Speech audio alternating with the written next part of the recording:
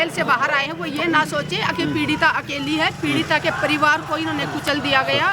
कैसे उस बेटी ने कितनी हिम्मत दिखाई है, मैं सैल्यूट करती हूँ उस बेटी को कि उसने अपने फादर को भी खोया, उसने अपने रिश्तेदारों को भी खोया, उसके बाद भी उसने हिम्मत नहीं हारी और आज वो तानाशाह के सामने डटी हुई है। और जब तक उस बेटी को न्याय नहीं मिल जाता, देश की हर नारी से मैं यही कहना चाहूंगी कि जितनी भी माताएं बहनें मेरी आवाज सुन रही हैं, युवा बच्चे जितनी आवाज सुन रहे हैं, युवा लड़कियां आवाज सुन रही हैं, बिना जाति बिना धर्म देखे सब एक होके बेटी के समर्थन में आवाज उठाएं। जो मेरे भाई बहन दिल्ली जंतर मंतर पे नहीं पहुंच सकते हैं वो अपने अपने क्षेत्र में डीसी ऑफिस के बाहर धरना दें और बेटी के समर्थन में आप ज्ञापन सौंपें। जब तक कहा जा रहा है कि मैम आप लोगों को कानून पे भरोसा नहीं रहा। नहीं, कानून पे देखिए हमारी आखिरी उम्मीद कानून होता था, लेकिन कानून अगर किसी तानाशाह के अंडर में काम कर रहा है, सत्ता के दबाव में काम कर रहा है, तो हम कानून अगर गलत फैसले सुनाएगा तो हम कानून का भी विरोध करेंगे, खुल के करेंगे। क्योंकि अगर हमारी जब उसको उम्र कैद की सजा हो चुकी है, उसके सजा होने के बाद आज वो कैसे खुला घूम रहा है।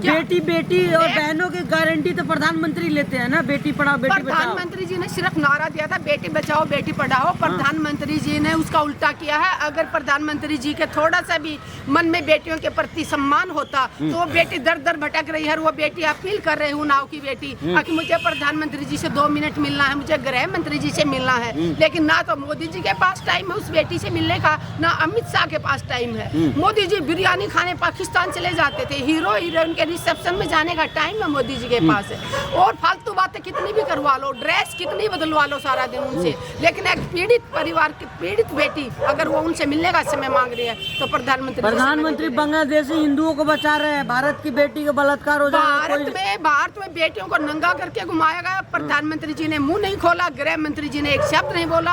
आज उन्नाव की बेटी दर दर की ठोकरें खा रही है और उस आरोपी को जेल से छोड़ा गया, तो क्या प्रधानमंत्री का फर्ज नहीं बनता था आरोपियों को? योगी जी से भी पूछना चाहती हूँ, योगी जी ने कहा था कि अगर कोई बेटियों के साथ छेड़खानी करेगा, बेटियों का कोई बलात्कार करेगा तो अगले चौराहे पे यमराज मिलेंगे। योगी जी यमराज जी को बाहर भेजिए, जल्दी से यमराज जी को भेजिए। अगर कुलदीप सेंगर बाहर आ चुका है तो उसको कहाँ यमराज क्यों नहीं पकड़ रहे आपके? तो क्या ये अगर वो मुस्लिम होता है अपराधी तो आप बड़ा वाई करते, हो सकता है आप मिलने का टाइम भी देते पीड़िता को, लेकिन एक अगर वो हिंदू है या आपकी पार्टी से जुड़ा है तो आप उसके समर्थन में मुंह बंद करके बैठे हुए हैं। ये अन्याय भारत की नारी सहन नहीं करेगी। मैं देश की सभी मातृशक्ति सभी बहनों से अपील करती हूँ, अपने क्षेत्र में इस बेटी के समर्थन में आवाज अपनी बुलंद करें। जब तक बेटी को न्याय नहीं मिल जाता हम चुप नहीं बैठेंगे। आज इसे एक बेटी का है, कल हमारा नंबर आएगा, कल आपका नंबर आएगा। तो बिना जाति धर्म देखे, और सिर्फ एक बेटी होती है, चाहे वो किसी भी धर्म की हो, किसी भी जाति की हो। लेकिन ब्रजभूषण शरण सिंह कह रहे स्वागत होना चाहिए इस निर्णय का। वो कहते हैं चोर का भाई चोर, ठीक है, तो सब जैसे दोस्त होते हैं वैसे उसके दोस्त होते हैं। तो एक अपराधी को तो अपराधी ही सराएगा, अपराधी के दोस्त भी अपराधी ही मिलेंगे। इसलिए मैं ये कहना चाहूंगी कि बेटियों ने एकता दिखाते हुए, और मैं उस बहादुर बेटी का सम्मान करती हूँ जिसने परिवार को खोने के बाद भी हिम्मत नहीं आ रही और वो अपने न्याय के लिए यहाँ डटी हुई है। और हम उस बेटी के साथ खड़ी है मातृशक्ति, और जब तक बेटी को न्याय नहीं मिलेगा हम तो दिल्ली हाईकोर्ट ने सही फैसला नहीं सुनाया, ये बिल्कुल सही फैसला नहीं सुनाया।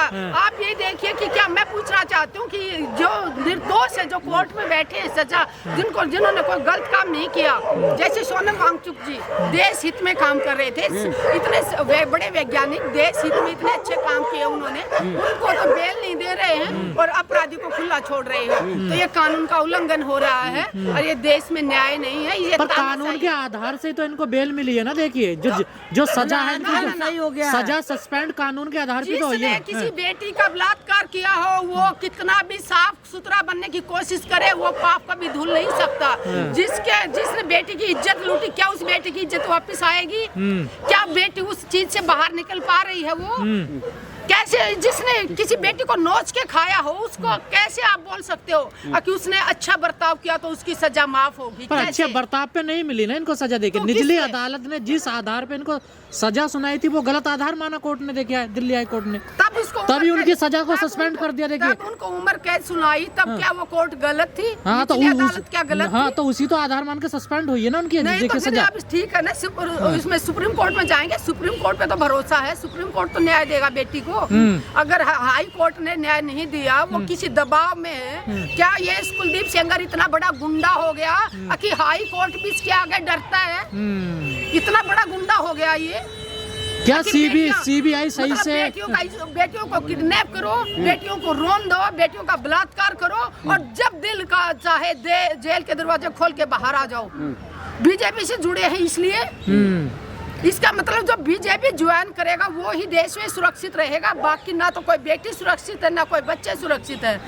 इन्होंने सिर्फ हिंदू मुस्लिम कर करके देश का नाश कर दिया है। और बेटियों के लिए मैं सभी से बार बार अपील करती हूँ कि आप एक हो जाओ। बेटी को न्याय नहीं मिलता जब तक हम सब बेटी के साथ खड़े हैं। और बहुत बहादुर बेटी है जो अपने हक के लिए, नहीं तो कोई भी ऐसी कमजोर बेटी होती जिसने अपने बाप को खो दिया, इन गुंडों ने मरवाया, और जिसने अपने कई सारे रिश्तेदारों को खोया, उसके बावजूद आज वो बेटी हिम्मत नहीं आ रही है और अन्याय के खिलाफ बुलंद आवाज कर रही है। तो हम सब बेटी के साथ लेकिन मैम, खड़े हैं। क्या आप कहना चाहेंगे, अगर कुछ खास नाम वाले लोगों पे कार्रवाई होती है तुरंत, अगर इसी की जगह अगर सेंगर की जगह कोई खान पठान होता, कब का न्याय मिल चुका होता? अगर कोई खान अहमद होता तो कब का न्याय मिल चुका होता? ये सिर्फ जो मुस्लिम का नाम कहीं मिल जाए वहाँ सारे बीजेपी के मधुमक्खी की तरह आ जाएंगे। और जहाँ पे चला गया कि बीजेपी के किसी का नाम आ गया, इनको सांप सूंघ जाता है। न कोई ट्विटर पे लिखेगा, न कोई मीडिया में बात करेगा, डिबेट में नहीं आ रहे हैं।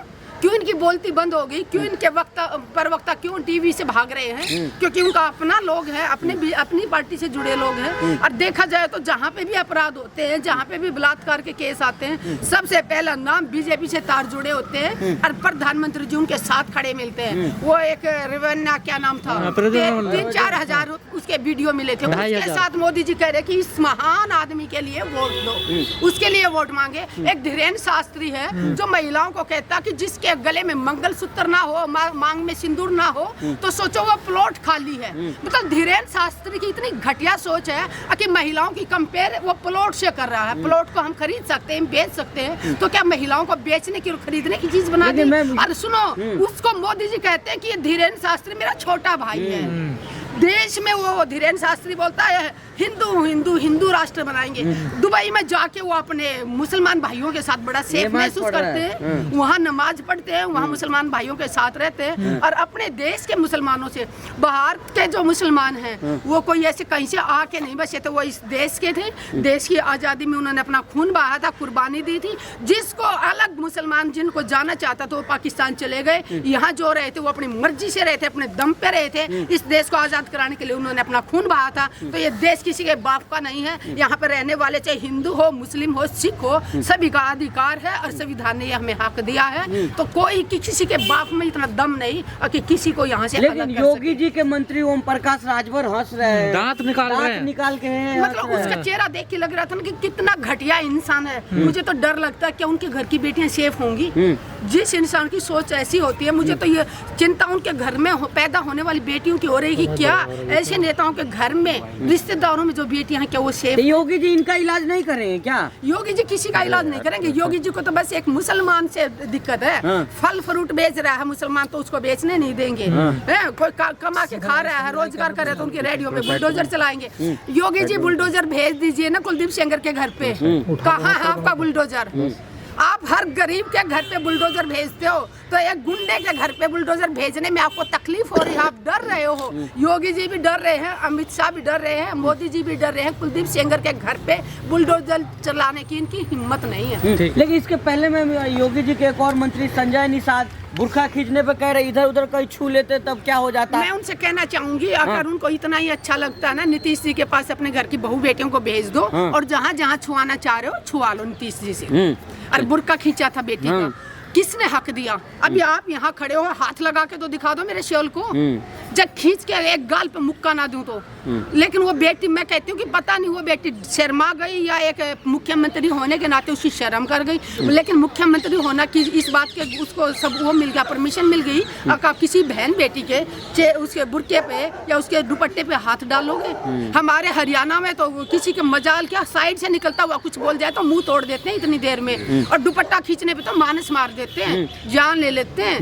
लेकिन कहा जाता है सुशासन की सरकार है, मोदी जी योगी जी है, तुरंत बुलडोजर लेकर दौड़ा देते हैं भाई। सिर्फ इनका बुलडोजर चलता गरीब पे। हाँ। और अगर वो गरीब, अगर वो मुस्लिम है तो और भी इनके लिए इजी हो जाता है। लेकिन मैं देशवासियों से एक अपील करना चाहती हूँ, जब बुलडोजर चलता था मुसलमान के घर पे बहुत खुशियाँ मना रहे थे, बुलडोजर चल रहा था मस्जिदों पे बहुत खुशियाँ मना रहे थे, बुलडोजर चल रहा था अपने ये जो पढ़ते जो अपने स्कूलों को क्या बोलते हैं, नहीं मदरसे पे चल रहा था, बहुत खुश हो रहे थे।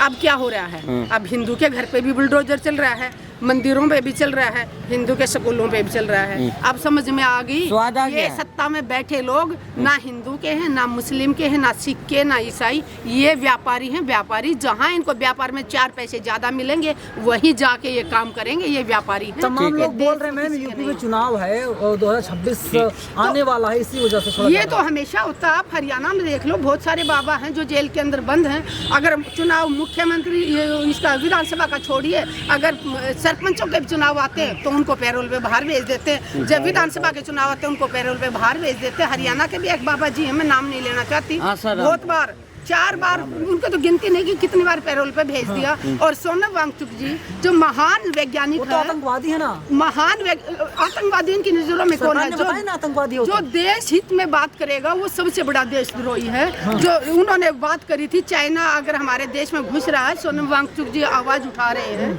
सोनम वांगचुक जी पर्यावरण पे बात कर रहे हैं।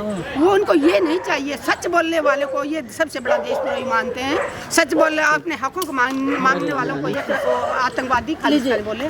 ये जो भी बोले, मैं देश की जनता से अपील करती हूँ एकता बनाए रखें।